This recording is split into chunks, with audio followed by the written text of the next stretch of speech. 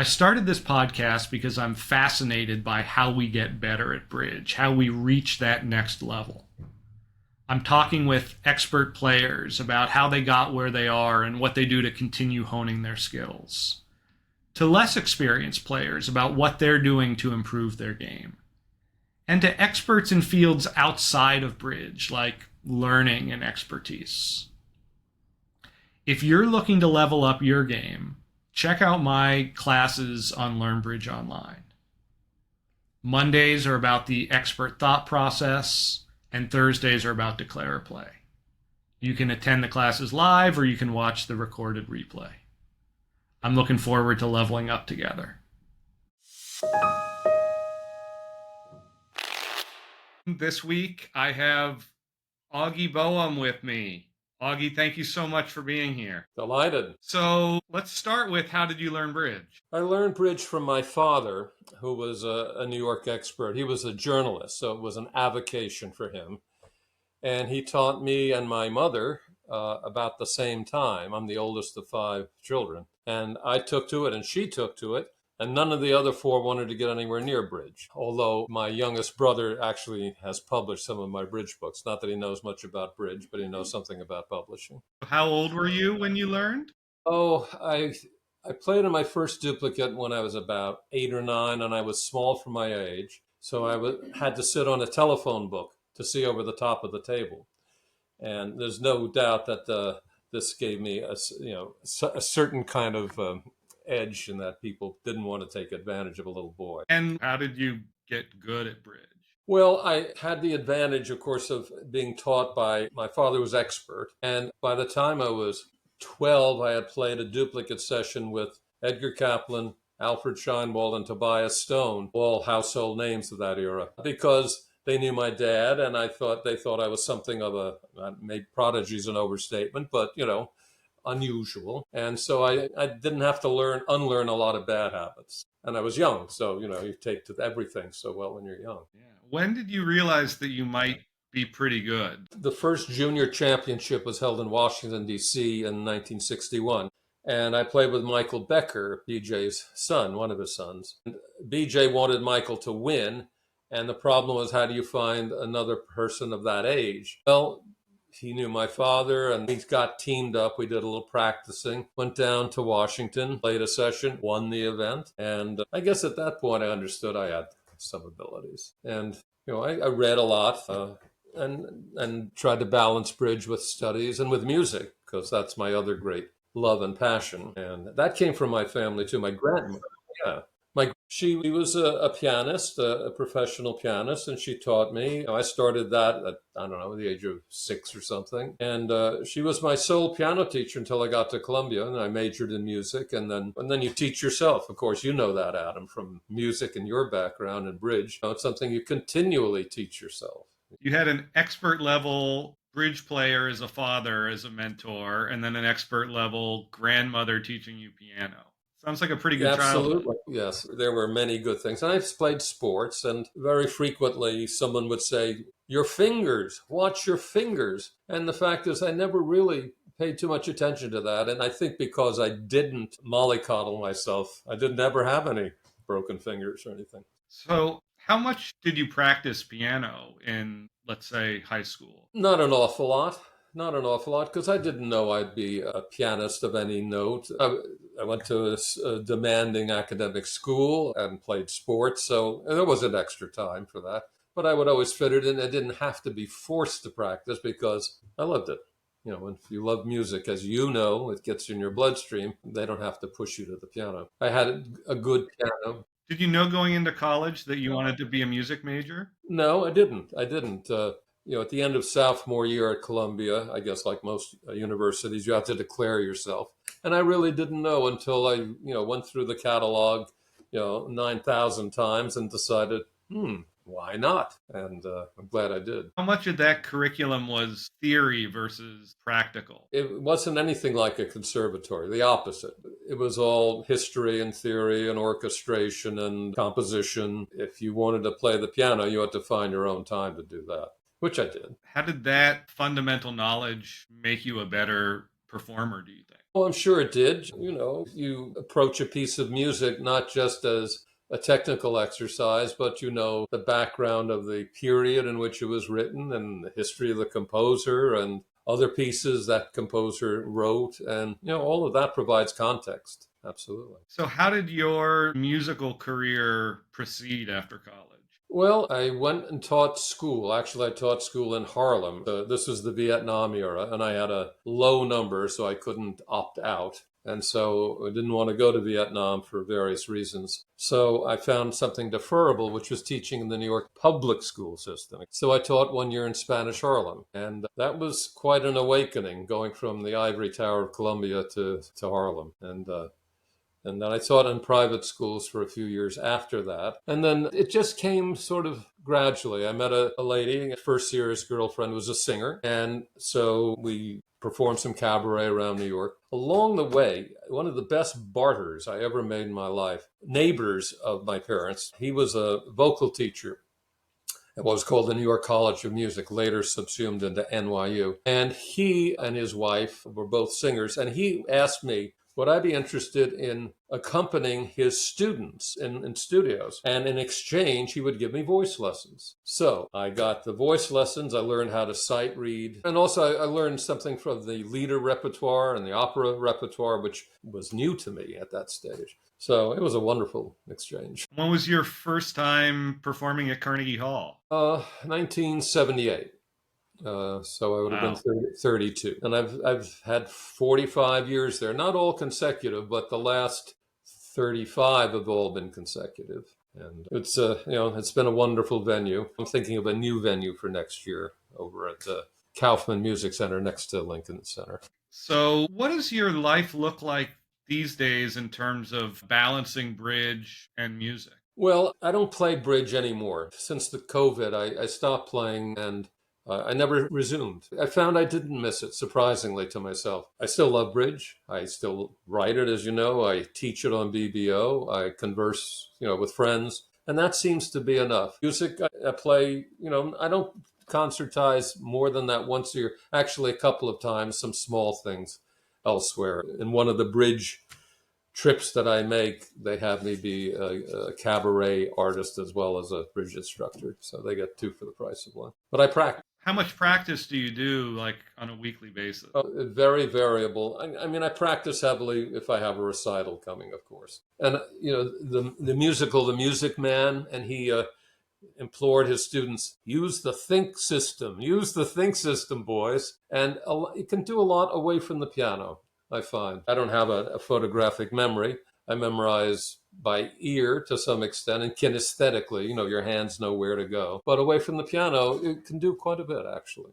So, Do you feel like at this point, practice is just maintaining your level, or do you feel like you're still getting better at the? it's maintenance. I think I was technically better, a decade ago, although there's certain things I do even better. I've learned certain economy of means, and I can get as much done with less. I don't want to play and look and sound sloppy. It offends my ear, so not to mention my wife and the parrots who listen. I think that musicians make for good bridge players. Do you agree with that? And if so, do you have a theory on why? I thoroughly agree with that. I mean, there's so much in common. I mean, counting is obvious. Less obvious and important are the importance of pattern and sequence and ordering information. I mean, in bridge, high-low is different from low-high. And music, if you have a melodic phrase, the last note, if it goes up a tone, that's a different emotional significance from going down a tone. There's so much, and structure. Both the languages are very condensed. Bridge has a vocabulary of 38 words, and Western music has 12, the chromatic scale. And from these extremely prescribed vocabularies, you construct infinite structures. It's just one of the great things about both of them. And of course, they're both lifelong endeavors. You get better at it up to a point anyway in both. I would think that I'm sure there's a connection. There's a connection between medicine and music. Almost every doctor I've ever had is musical. Either they're part of a group or they go to a lot of concerts or they like to talk music. So there's an overlap there for sure. I guess it's the science and the math, certain obvious connections. I guess there's maybe a couple of other things occur to me. If you're playing a solo on the concert stage, that's similar to being the declarer. But if you're defending or bidding, that's more like chamber music or playing a duet. You have a collaborator, and that's a crucial part of it. And that's part of the fun of it also, to be able to do both. There are opportunities for creativity in both, of course, and technical approaches. I mean, we all know musicians who are primarily technical, who may have less emotional depth. And in bridge, there are opportunities to be creative and use imagination, or prefer a technical line. And you find bridge players, I think, might fall in one camp or the other. The best can do both. Where would you put yourself on that spectrum, both as a musician and a bridge player? More imaginative, I would say. I think technically I'm fine, but I use more imagination and table presence. That's another connection. See, the musician learns to play by ear to a certain extent. Anyway, he has to be sensitive to tempo fluctuations and dynamic fluctuations. And a good bridge player learns to play by ear also in measuring differences in meter and pace. Was there a little break in tempo? What did that mean? It might help you solve problems. And by the same token, you would like to control your own tempo fluctuations so you don't give away information that your opponents can use, but your partner can't. So sensitivity to tempi is certainly another part of it. Do you think your study of music has informed your study of bridge and vice versa? Oh, I'm not so sure.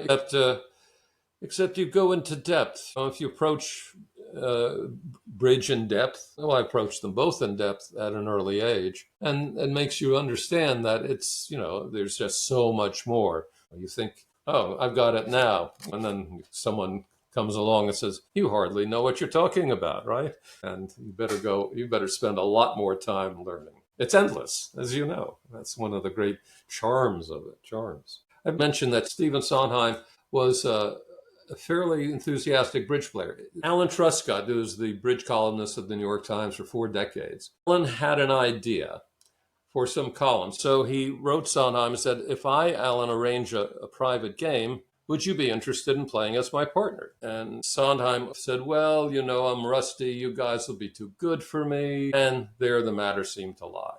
Well, I was heavily involved with a show, and the last time there was the Nationals in New York, and the show was called Bridge to Broadway, which was a satire of Broadway songs with the lyrics humorously adapted for bridge players. I was the music director. And I said to Alan, would you like to write a Gilbert and Sullivan parody? Because that's right up his alley as a Brit.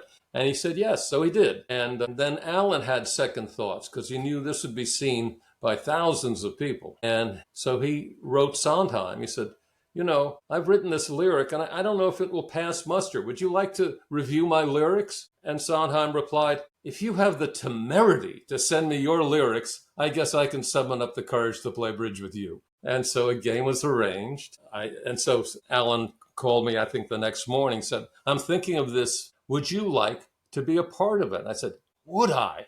When do we start? Tomorrow morning? And so we had a fourth, Andrew Arkin, and we all went out to dinner at Mr. Arkin's club. And that's where I got to meet Sondheim personally. And later on, I asked him, would you be amenable to the idea of me putting together a piano piece, a compendium of your music, 45 minutes worth for concert pianist, a concert platform? And he said, sure, you have my blessing. And so I did. And then I've done it a couple of times. Anyway, back to the Truscott. So Alan indeed did got a column, and it was a deal where Sondheim made a really nice play on defense involving a club suit. So the Times writer came up with, send in the clubs. There's my Sondheim. Was he a good player? Yes, that's surprisingly good. He said Arthur Lawrence, the playwright, was even better. That's what he thought. But did they ever play in tournaments? No, I don't think he ever did. He was, I think I've met maybe a few geniuses in my life, and he would certainly be one of them. He operated at a level just, miles above us all, and besides being quick. And he was also, he seemed to wear his mantle lightly, unlike some people who put down everyone who's a little dull-witted compared to them. I never saw that in him. Au contraire. What do you think sets someone like that apart? Whether it's as a composer, as a performer, as a bridge player, In any field, there's a half a dozen people who are just, wow, how do they do that? Yeah. Do you have any ideas or theories about what it is that they have that we don't? I imagine it's an endowment for sure. You can work hard, of course, that's part of it, but there's a gift. There's certain things when one can learn, and there's some things you can't learn, and you either get it or you never get it. And these people got it. And Oswald Jacoby was another one that I'd met. He was the youngest CPA of his day.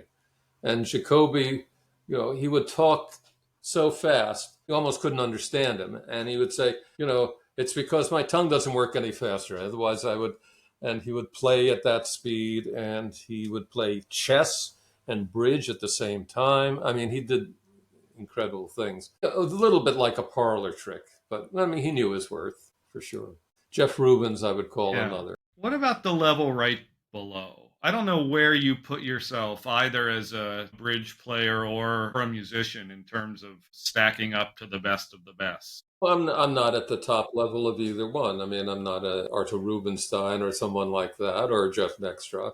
But I would say I'm one rung below, maybe, on my best days, and I'm content. And what do you think differentiates them from you? Like, what do they do better than you? Well, they certainly have played, so much more bridge than I have, so much more. And they played with better partners. I've been blessed to play with very good teammates in New York. I had that's where I played almost all my bridge, was knockout teams in New York in the 70s and 80s, and the competition was fierce. And that's where I broke ground for sure there. And I had the best teammates oftentimes. Not always expert partners, but compatible partners. But I never played as much as the others. And even if I had, I don't know if I could have been that good. And the other thing is I still love bridge. I never loved tournament bridge. I never did. And maybe it's because the bridge I played was almost all in New York. And in New York, there wasn't any social scene. You played, you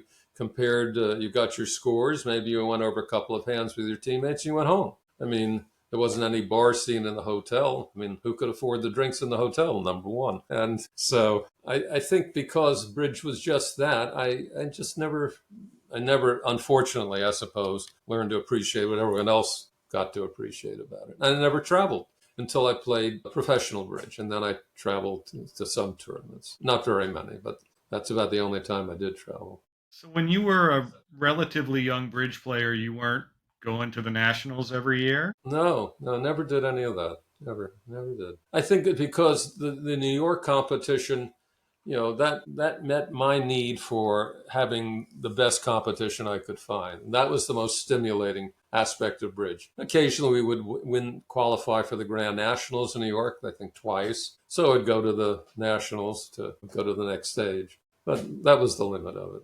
I think once I went to New Orleans because I had a Nationals there, but I didn't play a session of bridge. I went because the hotel rates were cheap and I could go eat and sail up and down the Mississippi. Are you a competitive person by nature? I used to be. Yeah, I used to be. I mean, you can't not be to play bridge at a really high level. You have to be. But I don't think by nature I'm as competitive as probably, a whole bunch of people we both know. And maybe that's one of the things that held me back a little bit. Wouldn't be surprised. On the other hand, if I would have had to sacrifice humanity, to be much more competitive, maybe I made the right choice. I don't look back on it with regrets. Are you competitive as a performer, as a pianist? Well, yes, with myself, of course, with myself. I make recordings of the recitals, and when I listen to them, that's sometimes I cringe, even though the audience might not have cringed. And other times I say, I could listen to that again. Yeah. So that's my self-imposed set of standards. Do you feel like having both in your life kind of rounded you out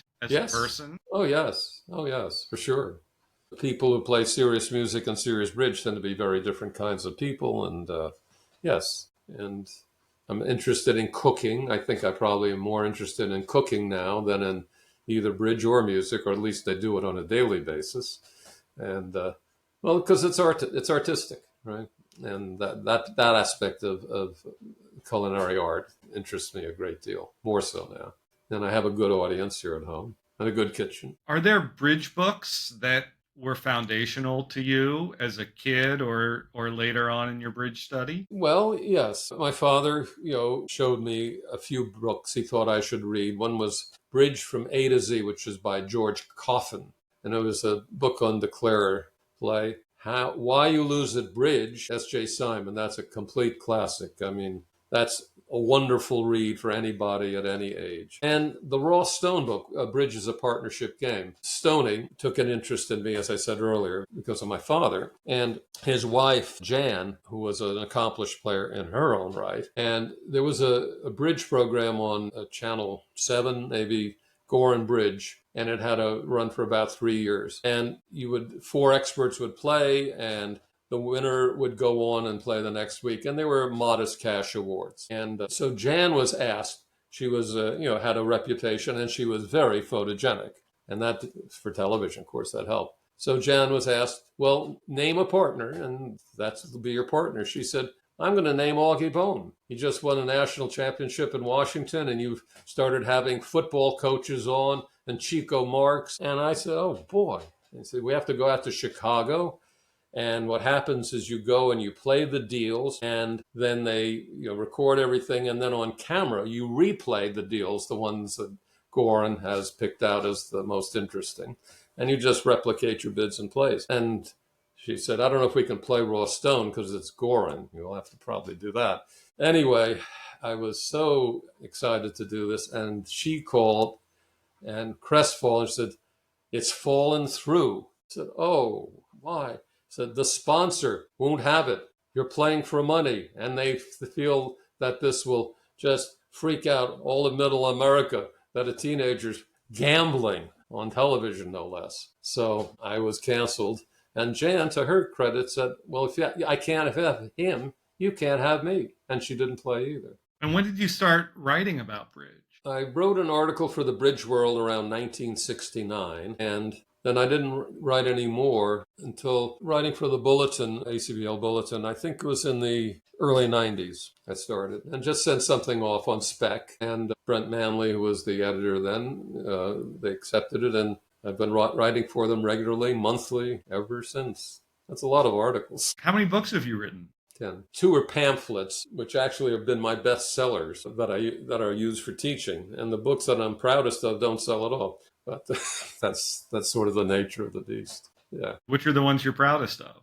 We can do a plug here. Oh, well, they're probably almost out of print. One was called A Bridge Education. And one that I wrote recently was about beautiful hands. It was like the museum gallery of bridge. Beautiful hands I'd culled from many, many sources and put into one form. I've gotten good reviews, but that doesn't translate into sales. But articles I write, and I've got a series already planned for next year, and I write for the Bridge World. As writing for the Bridge World is totally different. You write what you want, when you want. There's no schedule. There's no word count. And if it's accepted for publication, so be it. I have a series coming up where I've invented 12 people out of my imagination from different walks of life, and each is an occupation. I've developed a hand or two for each person each month to reflect their occupation and their personalities. And I've had a lot of fun doing that. And so that'll start appearing next year, assuming all goes well.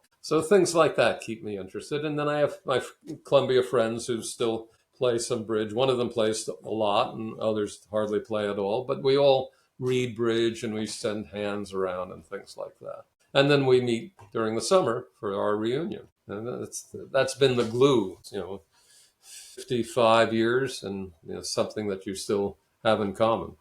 That's maybe the best part of bridge for me. Do you do anything these days to try to maintain your bridge skills, keep yourself sharp? I read the Bridge World, and I read the reports of the big team games, and certainly that's how I try to keep in shape. And I think I can. I mean, the systems have kind of passed me by.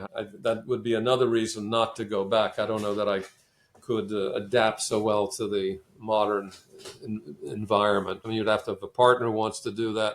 And then you have to learn how to play against all these things, and it starts to feel like a lot like work and less like play. So, But keeping up with my reading, that's for the analysis. If you're talking about a high level analysis, which is what the Bridge World offers, and even the write ups in the bulletin for the team events, that keeps you in shape, or I think it keeps me in shape. And once a year, I go down to Texas and find out if I still can do it. So far, I can. Do you like watching matches on Viewgraph? No, I have no patience for it. Frankly, I would not have been a good kibitzer in any era. Do you play online at all, either No, I live teach or with on. robots? No. I teach online. That's been a lifeline, after COVID, and so I had to learn some computer skills never had. Now that's very useful to me, and I like the people. I teach people that I like. If they're pleasant people and fun to be with, that's worthwhile. Helps pay the rent too. As a teacher, what do you notice the mistakes that these intermediate level players consistently? Well, I mean, they play too fast to trick one almost always. I mean, almost they make so many mistakes at the beginning, and their concentration levels are just nowhere near where they need to be if they were wanting to be really good. But they don't really want to be good. That's the thing. It's for them. It's social. Occasionally there's someone who's on a hunt to become a life master, but they play most of their bridge in clubs or in the limited master point games, so they're never really challenged. And they like it better that way, and so I know that. So if I can entertain them and give them a little something to take away, which they like, one good tidbit, a lesson, they think that's a good lesson, and have a good time. What about for someone like me, who is a pretty good player but serious about getting better, and also an okay musician but interested in getting better? Like, what tips would you give? Well, what you're doing in your ACVL, I think this column is very good about all the things that are good for you. They wouldn't be good for most of your readers, frankly. In other words, you're trying to raise your game from a very advanced level to the next level, and most of your readers of that magazine are not anywhere near your level. But nonetheless, the methods that you outline and say, don't just gloss over a hand, think it out. Don't go to the answer. Try to work out the plays. And if you don't get it, go back and see if that makes better sense the second time. And to work at it. And so, we know that's one of the great things about bridge is, and music. And parenthetically, unfortunately, both bridge and classical music seem to be moribund. In other words, tournament bridge, the average age is well over 70. In the United States, doesn't seem to have much success in attracting young people to any great numbers. And classical music in the United States, is again a very old gray audience. Both are facing similar problems, and it's really too bad. If bridge were to get into the level of mind sport, our mutual friend Samantha Punch has written about this. The idea that if bridge were taken seriously, you would need sponsors. Universities might employ people to have extracurricular courses and treat it as something where you can get better at it as you get older. You won't risk a concussion from bridge. And this would be, if you could get some major donors, really, could see the value of this in producing, worthwhile future benefits for groups of people. I don't have my fingers, well, I have my fingers crossed, but I'm not going to hold my breath over this. Unfortunately, I think both are suffering from that.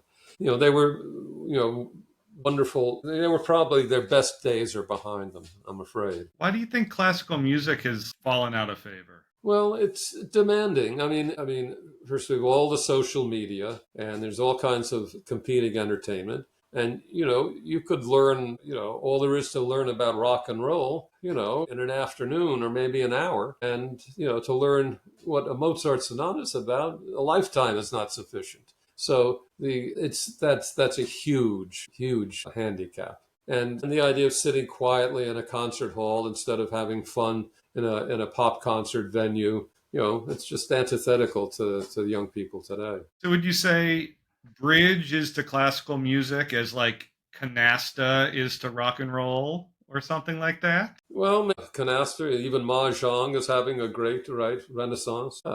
Easier games for sure. And, you learn and your friends can play and nobody's very good and nobody needs to be very good. It's not that competitive.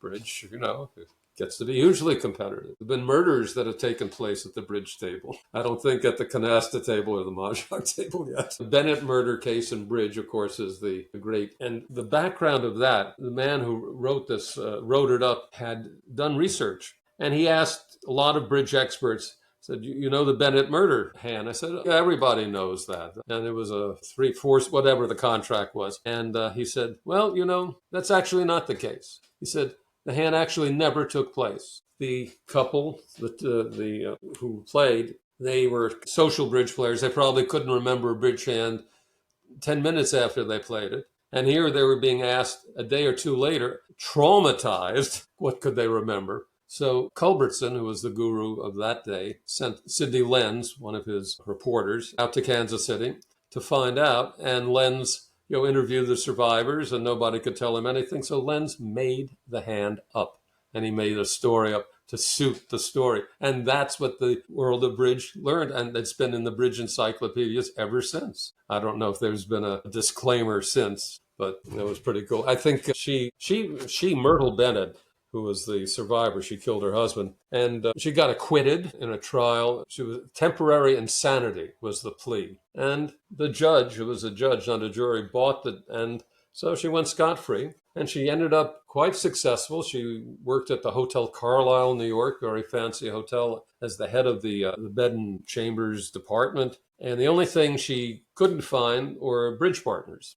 Do you have favorite composers either to listen to or to perform? Oh yeah, but I mean, who would I take to the desert island? I don't know. It would be a different answer every day of the week. And I like the vintage Broadway people very much, and Sondheim particularly, and not just because of the bridge connection. So, but I guess my love is more centered in the 19th century, the Romantics, and Chopin and Liszt, and if I had to choose, and some of the French Impressionists, and Gershwin. Of the 20th century, I have very limited repertoire, but Gershwin, I played quite a bit of Gershwin in concert and enjoy that very much. They're wonderful piano, concert level piano arrangements of American in Paris and Rhapsody in Blue. So when you sit down to practice, what are you working on? Like, are you working on a new piece? Are you practicing one you know and love? Are you working on technical etude sort of things? Well, I usually always added a new piece for every recital. I would always add something brand new. And I've sort of stopped doing that, or at least for now. Memorization has become more of a problem. I think I'm more musical than ever and technically pretty close to my peak. But memorization has just become a bear. And so I'm not doing too much in the way of brand new things anymore, more like the tried and true. And what I've read of some of the greats of bygone times, they also had memory issues and would start playing with the music and such. I've never used Czerny, scale exercises. My grandmother, her idea, and I think it stood me in good stead, was learn technique through the repertoire. In other words, learn some Bach fugues and preludes, some Chopin etudes. Learn your technique through the repertoire. And I think that, of course, sitting and playing scales is just the kind of thing that I'm sure drives young people away from their instrument. But this drove me towards more and more music. So that was a smart choice on her part. Does the memory issue just relate to learning new things or remembering things that you have known for years? Both. Remembering things that you thought you knew cold, and you sort of have it, but sort of is, horseshoes. It's not like horseshoes. You really need to have it down. And if you play with the printed note, you just don't know the music as well. I mean, it gives you the security, sure. You have to have a page turner, and the page turner has to know what to do, know to turn at the right time and not fall on the keyboard or get in the way of your left hand. But if you know the music, if you have it memorized, you just know it better, and you presumably can render it better, more convincingly. When you have a concert coming up, how far in advance do you start amping up your practice? Well, just a couple of months, I'd say. I try never to let my hands get so flabby that I have to, like go back and start from scratch. So I'm always doing some kind of playing and technical work. But a couple of months seems to be enough. And you don't want to get stale, and play the same pieces over and over and lose the spontaneity of it. So a couple of months in, and like I said at the beginning, the Music Man, the Think system, away from the keyboard, I find I can accomplish certain things, memory and shaping phrases, things like that. And in the weeks leading up, how much daily I do practice are more. you doing? Well, then I start to do more. I'm prone, as I've aged, I'm more prone to carpal tunnel syndrome. So I can't spend hours at a time. So I maybe play an hour, then I get up and do something, then I go back. So as long as I do it in a sensible way like that, I won't get interference, because that's nasty when your hands start to tingle. I'm really surprised that you don't miss competitive bridge. Do you think you would miss piano if you gave that up? Yes, I miss that much more, much more. I mean, competitive bridge, as again, it goes back to, 40 years ago or more even, where that kind of competition, playing with and against top experts and playing, long knockout matches. I mean, the team that's in better form is going to win most of the time. The luck element is reduced to the minimum. And that kind of competition, I would be hard pressed to find. I mean, I'd have to find people. I just, and match point tournaments, I know that's a skill, and it's a specialized skill, and some players think it's more skillful than IMS. I think the opposite, but it's definitely a different set of skills. And if you play pro, as you know, then you have to start going out and playing solo a lot. If your client wants to win points, now I tried to pick clients who wanted to learn the game. That was always my first question. I said, what's your main motivation in hiring me if we get together? And if it was, I want to see my name in lights and become a senior life master, I'd say, I don't think we're a good match. And to say, I want to learn the game better. And I said, good, let's go. But I don't know, that's a roundabout way of saying perhaps why, the kind of competition I knew and loved just isn't available to me now. And the other kind of bridge competition doesn't interest me. Never really did. Well, thank you, Augie. I've really enjoyed the conversation. Well, thank you. I really enjoyed going to your concert a little bit ago. I love that interplay between music and bridge. I just think it's fascinating. Terrific. Thank you. Well, thank you so much.